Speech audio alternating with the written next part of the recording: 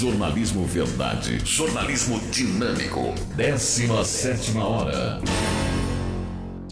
Olha, turma, hoje se comemora o dia do sanfoneiro, viu? Dia do sanfoneiro, né? Esse artista, né, que ainda é preservado em muitas regiões do país como patrimônio cultural, não é verdade? Muito importante. Eu gosto muito mesmo, né, quando eu escuto um sanfoneiro tocando. Lembramos aí de Luiz Gonzaga, né? E é sempre muito legal, né? Então hoje é o dia, se você conhece algum sanfoneiro, não deixe de dar um abraço nesse importante artista que preserva as nossas raízes, né? A nossa cultura. Então tá aí. Bom, hoje também, gente, encerra-se a Semana Nacional da Adoção. Semana Nacional da Adoção, porque exatamente ontem, né, foi o Dia Nacional da Adoção, mas por uma iniciativa aí, inclusive nacional, né, todo o país aí marcou de alguma maneira, né, a reflexão sobre a importância da adoção, né? Adoção de crianças, eu até estenderia aqui ousadamente, adoção de animais também, porque tem muita gente que paga um dinheiro muito alto para comprar um animalzinho, só porque ele tem uma determinada raça, né? Eu vou dizer para você o seguinte, não existe animal de raça, existe tutor, existe dono de raça, né? Então, se você é uma pessoa, né, que tem um bom coração, adote, porque o carinho que você vai receber de um animalzinho chamado SRD, né, sem raça definida, o nosso popular vira-lata, você vai receber amor dele da mesma maneira, né? Mas, obviamente, quem pensou no Dia Nacional da Adoção, né, é para tratar da adoção de nossas crianças. Crianças, gente, a semana passada a gente tratou do tema, quando falamos aí do Dia da Família, quando falamos da questão do abuso, né, e o combate à exploração sexual das crianças. Tivemos aqui o juiz da terceira vara da infância aqui da cidade de Assis, né? Então o tema criança, ele está no ar, né? Ele está no ar e serve para que a gente a todo momento, porque a gente sabe que essas datas são pontuais, mas o problema ele é diário. A todo dia a gente encontra criança nas ruas pedindo esmola, a gente todo dia tem uma história de uma criança que foi abusada, muitas vezes dentro da própria casa. Então, se a criança está passando por uma situação de abuso, melhor que ela seja adotada por uma família que possa lhe dar amor.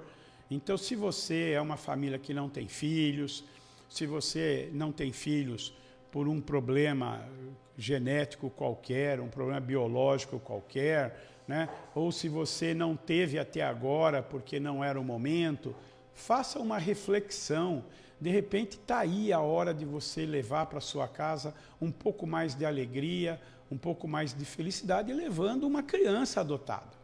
E para falar para a gente, explicar bastante disso, a gente fez um convite e graciosamente fomos atendidos pelo doutor Antônio Carlos Berlini.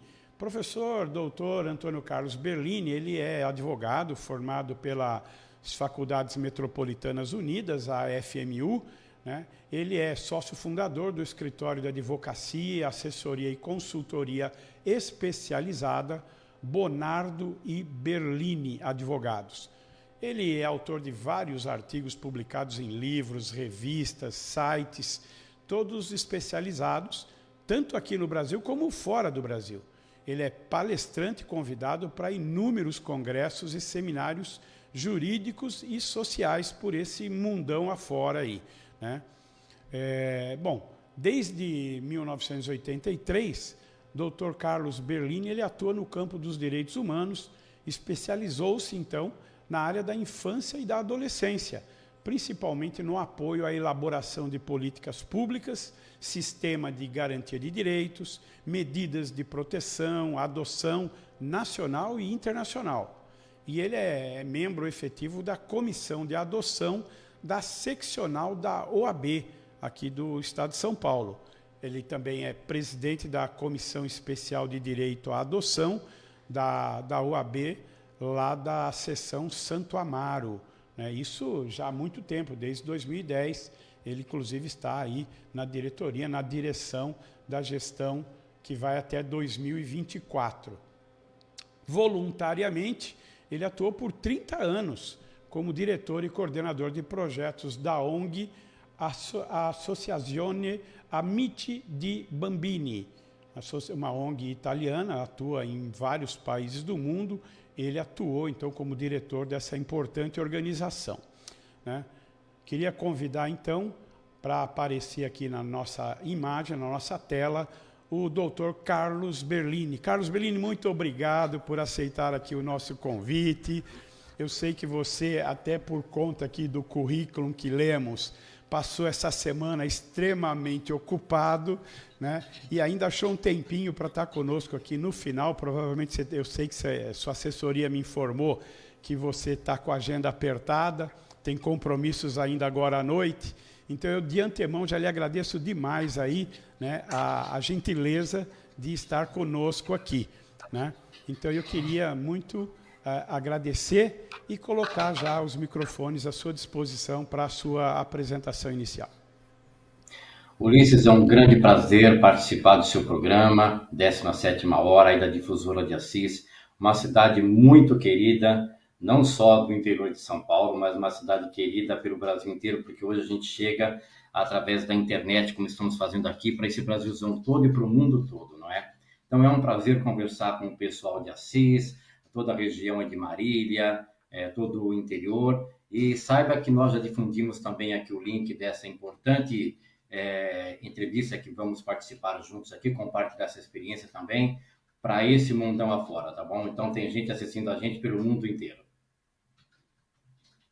Muito obrigado, doutor, agradeço muito, mas eu queria aqui começar fazendo uma homenagem ao senhor, né? Queria começar fazendo uma homenagem ao senhor, e tenho aqui, acho que uma imagem, a primeira imagem do Dr. Carlos Berlini. Fernandinho, por favor, põe na tela, que é uma imagem onde mostra aqui o trabalho duro do advogado, né? Um trabalho duro, dificílimo, né?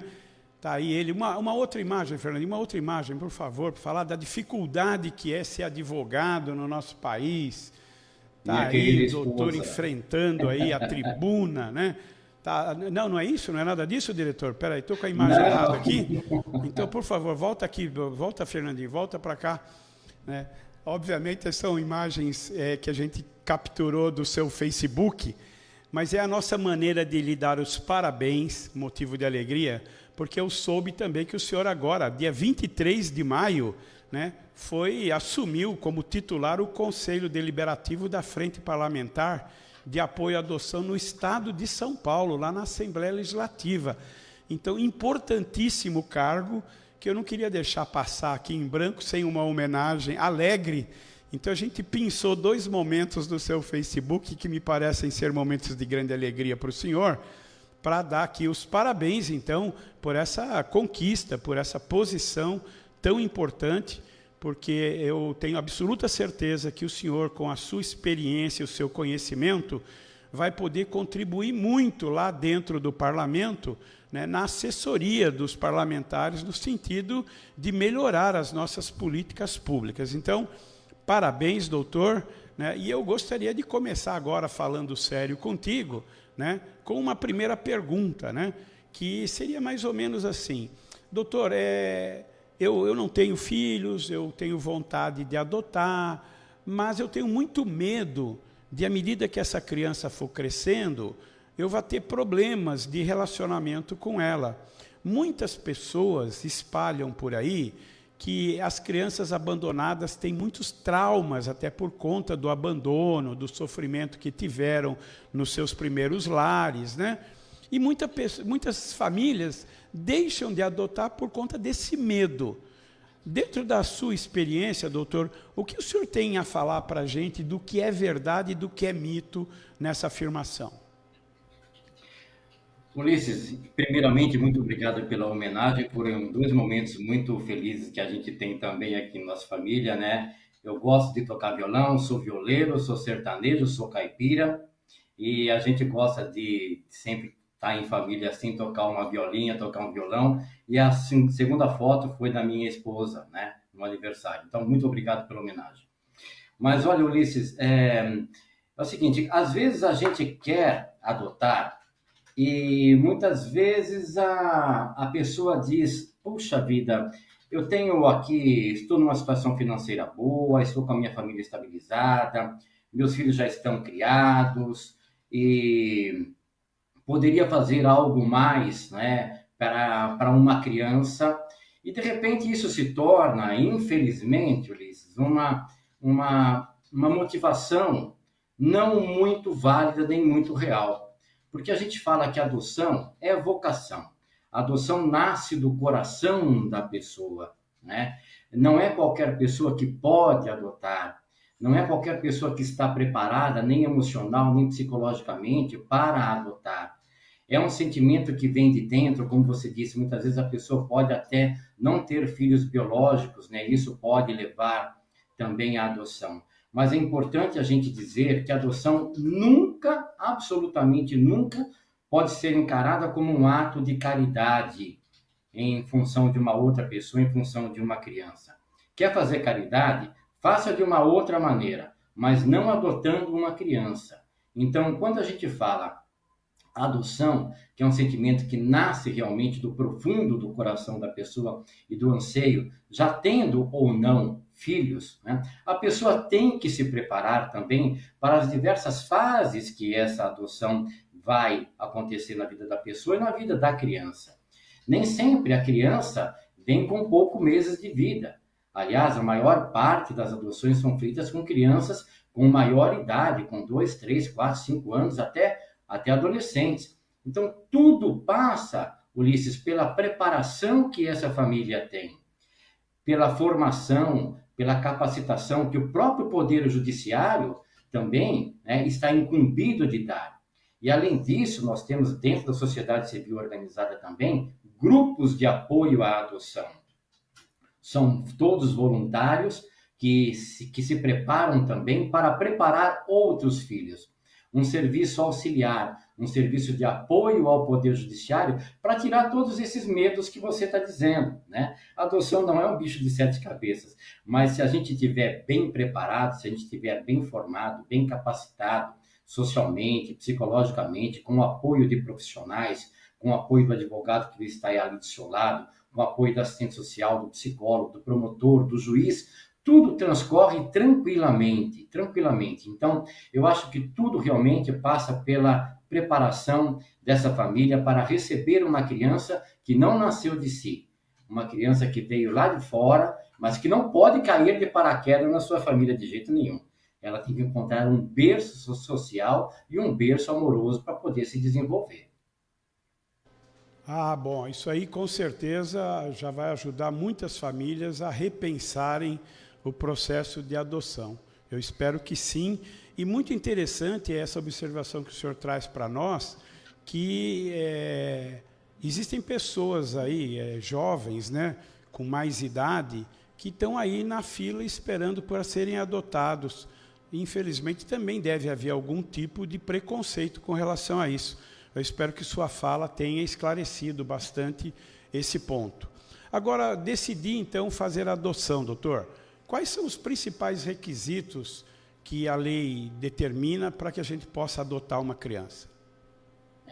Os principais requisitos são muito básicos e muito fáceis de serem entendidos. Lá no próprio Estatuto da Criança e do Adolescente tem um rol de documentos que nada mais são que documentos pessoais que a pessoa tem que apresentar ao Poder Judiciário. É importante dizer que antes de uma adoção, existe todo um processo chamado de habilitação à adoção. É um processo de jurisdição voluntária, é um processo onde você requisita ao juiz da infância e da juventude, aí de Assis, de Marília, de Bauru, ou seja, da comarca onde você mora, a sua habilitação à adoção. Ou seja, é nesse momento que você vai ser preparado pelo Poder Judiciário a poder a abrir um pouco a mente e alargar o horizonte da sua própria adoção. Então, existe um processinho muito simples, que é o processo de habilitação à adoção, onde você entrega a documentação que é exigida pelo Poder Judiciário e passa pelo curso de preparação que é obrigatório, Ulisses. Então, a pessoa vai ser formada, capacitada através de um curso que vai ser dado pelo Poder Judiciário. Ali, então, ela vai delinear o perfil da criança que ela quer, que ela gostaria de ter, mas é uma criança ideal por enquanto, né? A criança que está na cabeça dela, que é diferente daquela criança que está lá na instituição de acolhimento, lá no abrigo, né? Então, a pessoa vai ser formada, capacitada para a adoção no geral. E é um processinho muito simples, um processo que vai durar apenas alguns meses para essa preparação. Mas é importantíssimo a mensagem que nós vamos passar aqui, Ulisses. A adoção não se faz em maternidade, não se faz em hospital, não se faz em casa-abrigo, em casa-lar. A adoção se faz na vara da infância e da juventude, para que essa adoção você tenha certeza de que ela seja legal, uma adoção segura e uma adoção para sempre. Não se faz adoção em nenhum outro lugar sem você recorrer primeiro à vara da infância e da juventude. Vai lá, você vai ser atendido pelo setor técnico, assistente social, psicólogo, pelo cartório, vai entregar a sua documentação e aí sim você vai começar o seu processo de habilitação, tá bom? Esse é o caminho correto. Não se faz adoção pela internet, não se faz adoção em grupos de Facebook. Fujam disso. Tudo que é fora do Poder Judiciário é ilegal, não deve ser feito.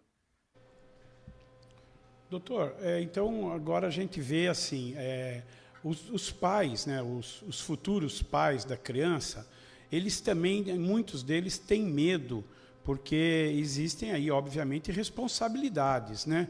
Quais são as responsabilidades assim que o senhor acredita sejam mais importantes a gente destacar? Porque além da pessoa ter que refletir muito a questão do amor, né, da relação, ela também tem que pensar nas responsabilidades que ela vai assumir. Não é assim, vou sair para adotar, daqui 5 meses eu devolvo a criança. Então, quais são as responsabilidades para que a gente tenha uma adoção efetiva e amorosa? A responsabilidade de um pai por adoção é a mesma responsabilidade de um pai biológico, porque a lei, inclusive, diz que em nada diferencia um filho biológico de um filho adotivo. Uma vez adotado, todos os direitos que o filho biológico tem, o filho adotado também vai ter. O direito à herança, o direito de ser criado, o direito de ser educado, amado, o direito de estudo. E a recíproca também é verdadeira, né? Os filhos também têm responsabilidade de cuidado para com os pais, quando esses pais não puderem mais reger a sua própria vida.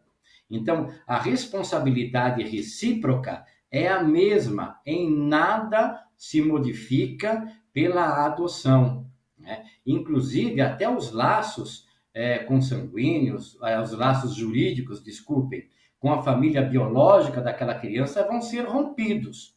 Ou seja, não existe mais nenhuma ligação jurídica da criança adotada com a família que ela nasceu, com a família biológica. Todos esses laços agora e todas essas responsabilidades, direitos e deveres passarão à família adotiva, tanto os pais adotantes quanto o filho adotado em relação aos pais. Não existe diferença alguma nessa responsabilidade, Ulisses. É importante a gente dizer isso, né? O filho adotivo diferencia do filho biológico, dos irmãos biológicos, dos sobrinhos e dos netos biológicos. São sempre os mesmos direitos e responsabilidades. Doutor, eu vou precisar de 2 minutinhos para fazer um bloco comercial. Peço sua paciência e voltamos já já, tá bom?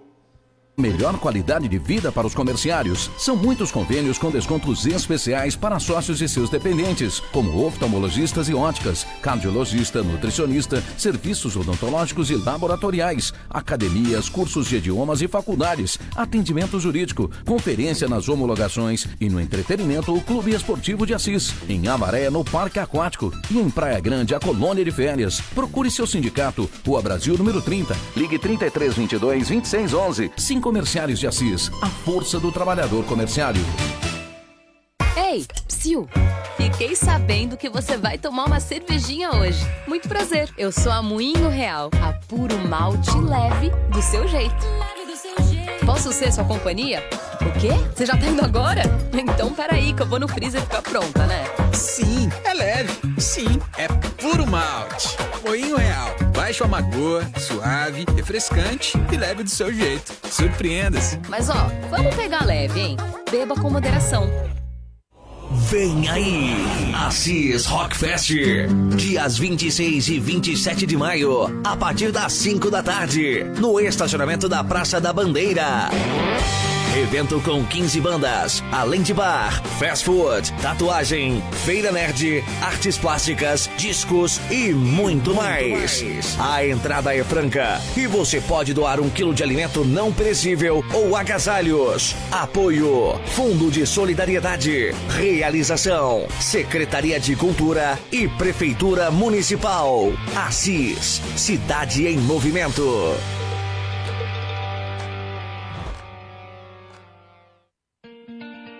Chegou a hora de você realizar o seu sonho. A equipe da Serve Engenharia convida você para conhecer uma grande oportunidade. Venha conferir o Residencial Vila Bela 3 em Assis. Casas com 2 dormitórios não germinadas, vaga para garagem e terrenos de 160 metros quadrados. Entrada facilitada em até 24 vezes. Subsídios pelo programa Minha Casa Minha Vida, de até R$ 47.500. Parcelas a partir de R$ 585.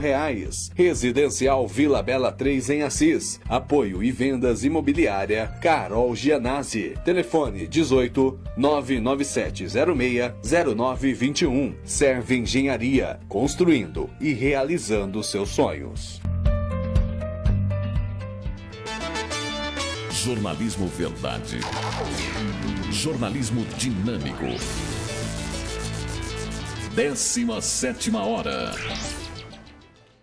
Voltamos aqui. Rapidamente eu queria agradecer as pessoas que estão mandando mensagens aqui para nós pelo Facebook, pessoas que nos acompanham e ainda mandam aqui mensagens carinhosas, mandam suas críticas, sugestões, que são sempre analisadas e incorporadas aqui no nosso programa.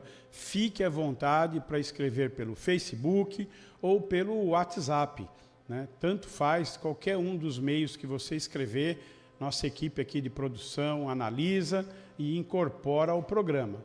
Queria agradecer então ao Gustavo Ronce, nosso querido amigo que acompanha nosso programa lá da capital, lá da cidade de São Paulo, mandando aqui: boa tarde, meus irmãos queridos, professor Ulisses e Fernandinho, uma ótima e abençoada sexta-feira, um forte abraço para vocês. Muito obrigado. A dona Maria Francisca Parra, nossa querida Chiquinha, está aqui mandando boa tarde. Conceição Marzola também. Oi, cheguei. Boa tarde, professor Ulisses. Boa tarde, Conceição. A Cátia Silene Silva, que nos ouve lá na cidade de Bauru. Oi, boa tarde, professor. Ótima programação aí. Muito obrigado. Deus abençoe.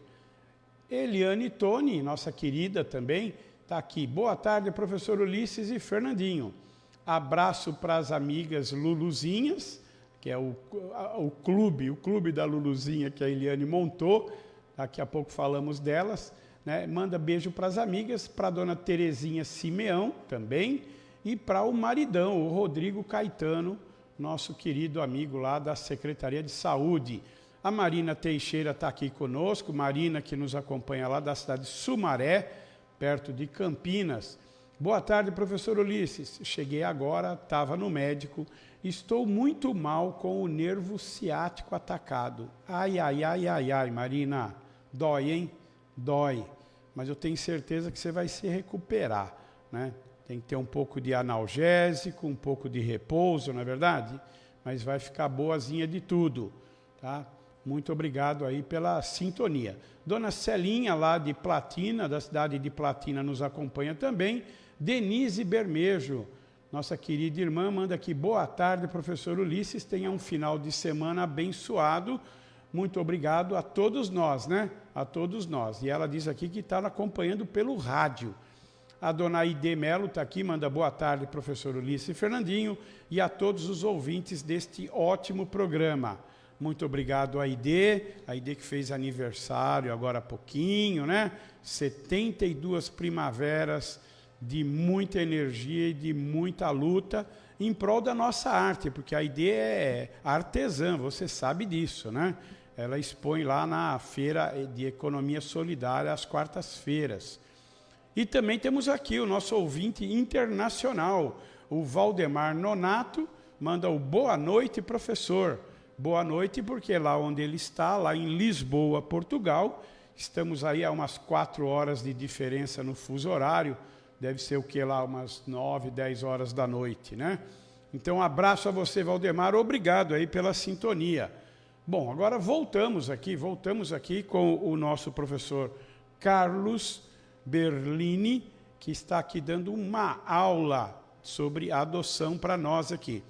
Professor, seguindo aí com o ritual legal, né? Quais são a proteção, vamos dizer assim, quais são os direitos, melhor colocando, que uma criança adotada tem durante o processo da adoção? Esses direitos, eles são preconizados já no próprio Estatuto da Criança e do Adolescente e também na própria Constituição Federal, que são os direitos iguais a toda e qualquer criança, que é o direito à educação, o direito à vida, o direito a ter família principalmente. E é sobre esse que eu quero falar.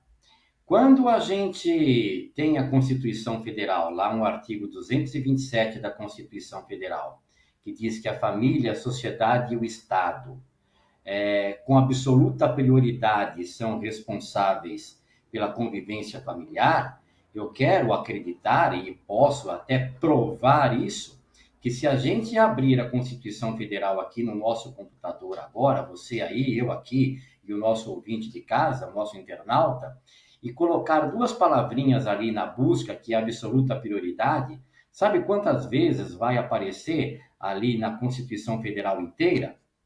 Só uma única vez vai aparecer essas 2 palavrinhas juntas. E sabe quando ela aparece? Ela aparece quando ela fala que é absoluta prioridade constitucional a convivência familiar e comunitária. Então, a criança tem o direito de conviver em família. A criança tem o direito de ser amada e criada e ser educada em uma família. E o que é que a gente busca? Principalmente que ela viva tudo isso na sua família biológica. Só que, por vezes, isso não é possível. Às vezes, a família se desagrega, a família se desregrada, a família se desfaz, ou pelo divórcio, ou pela morte, pela separação, dos entes queridos, pela separação dos pais. Quem mais sofre com tudo isso é justamente a criança, que vai ser institucionalizada. Então, o Estado vai recolher essa criança e colocá-la a salvo de um perigo emocional, de um perigo psicológico, de um perigo físico, de uma violência sexual ou de uma violência física, vai colocá-la a salvo em um determinado local que a gente chama de casa-lar, chama de abrigo, chama de acolhimento institucional, para que ela fique ali por algum tempo, até que a justiça possa determinar para onde ela vai. Se ela volta para a família dela, ou se ela vai para uma família adotiva, uma família substituta, mas na modalidade de adoção. Então, o direito que se preserva dessa criança é a convivência familiar. O juiz da infância e da juventude, ele prima pelo fato de que rapidamente ele tem que dar uma solução para essa criança, porque o tempo da criança não é o tempo do adulto. 1 mês em uma criança ficando numa instituição de acolhimento é muito tempo para ela. E olha que a lei diz que no máximo tem que ficar 180 dias. Só que isso nem sempre acontece. porque o judiciário não tem pernas, não tem braços bastante, muitas vezes, para poder cuidar de todos esses processos e fazer com que o direito da criança seja preservado, que é esse direito constitucional absolutamente prioritário, que é a família. Então, toda a população, a família, a sociedade e o Estado, como diz a lei, ela é responsável por dar uma família para essa criança, cada um na medida do seu trabalho, a família, o Estado e a sociedade. Então, esse é o direito que se busca primordialmente, professor Ulisses. Doutor Carlos, e como é que é feito, então, o acompanhamento da pós-adoção, né? Para que a gente tenha certeza que esses direitos que a criança tem estão sendo preservados, né? Para que ela esteja sendo bem cuidada pela nova família, né? Existe algum procedimento definido em lei ou alguma prática, né, que o senhor acompanhe normalmente que possa trazer essa garantia? Quer dizer, ou seja, tem como a gente fiscalizar se essa criança está amparada realmente? Professor Ulisses, essa é uma pedra no sapato de todo mundo. O senhor tocou num ponto realmente muito doloroso dentro do procedimento de adoção, que é o pós-adoção. Infelizmente, a nossa lei, seja o Estatuto da Criança e Adolescente ou qualquer outra lei, outra matéria que trate do assunto, não prevê absolutamente que essa criança seja acompanhada após a sentença de adoção. Quando o juiz da infância, o juiz de menores, profere a sentença de adoção, depois de algum tempo, claro, porque aí a gente já, como disse lá no princípio, no primeiro bloco, a habilitação à adoção, a pessoa é habilitada, a família é habilitada, começa a fazer parte da fila de adoção. Quando surge a criança, que o estágio de convivência com essa criança começa, ali começa o processo de adoção. Vai durar algum tempo, vai durar alguns meses, porque todas essas entrevistas psicossociais são feitas nesse período. Assistente social e psicólogo vai entrevistar a família várias vezes, vai na casa da família para ver se está tudo em ordem, para ver se foi criado um vínculo afetivo entre a criança e a família adotante.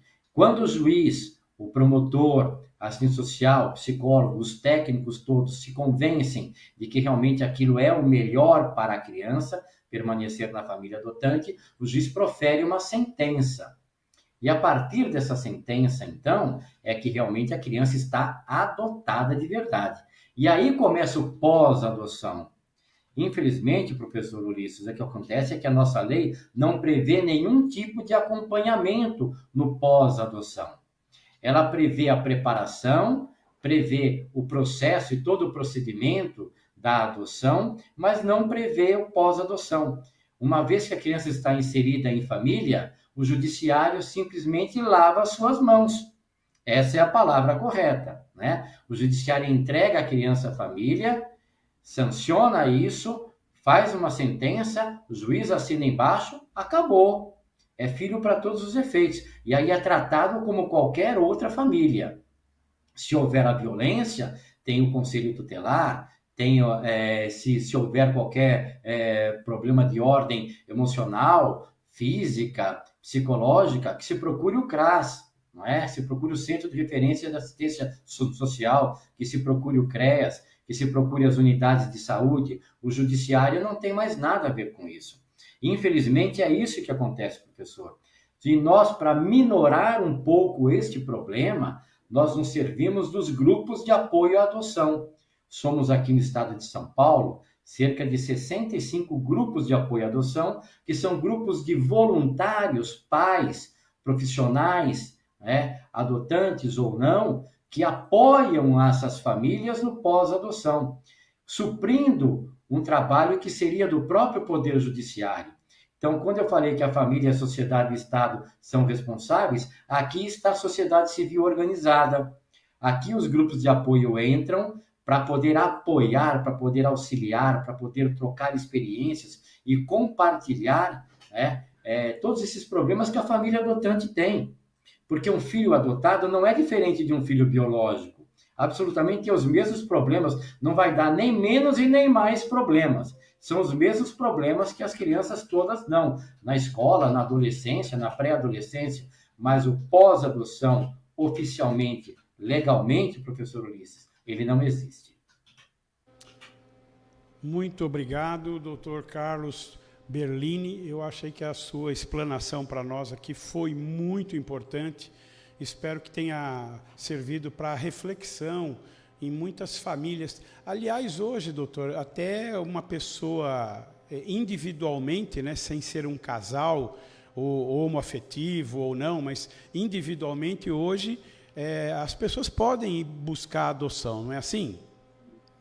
Exatamente. Qualquer pessoa maior de 18 anos, casada ou em união estável, ou em união homoafetiva, homoparental, 2 homens, 2 mulheres, o solteiro, o divorciado, né? Qualquer pessoa pode adotar uma criança, independentemente da sua idade.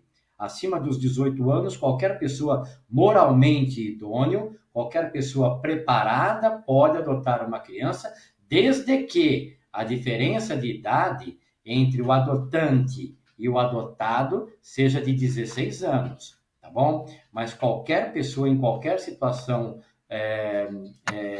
civil, pode adotar sem problema algum. Claro que vai ter que ter todos os requisitos legais, requisitos processuais, requisitos morais. A pessoa tem que mostrar ao judiciário que ela é capaz de criar uma criança, de dar educação e de amar uma criança. Isso tem que passar pelo crivo do Poder Judiciário sempre.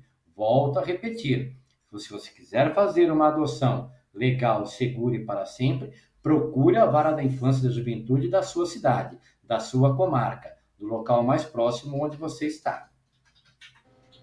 Doutor Carlos, infelizmente o tempo é nosso inimigo, né? E eu queria então pedir para o senhor deixar um contato seu para famílias que tenham dúvidas ainda sobre o tema, que queiram esclarecer algum aspecto, e mesmo para colegas advogados que não militem exatamente nessa área, que precisem de algum tipo de ajuda. O senhor tem contatos do seu escritório, o seu telefone? Fique à vontade, então, para agora, nesses minutos finais, deixar os seus contatos, quando eu deixo já contigo o meu enorme agradecimento por essa disponibilidade que o senhor teve conosco. Muito obrigado. Sou eu quem agradece, professor Ulisses, pela oportunidade de poder falar com todas essas pessoas aí pelo mundo todo, né? E deixo aqui aos colegas advogados a possibilidade de entrar em contato conosco através da Comissão Especial de Direito à Adoção da própria OAB. Os canais estão na própria OAB, o colega pode acessá-lo.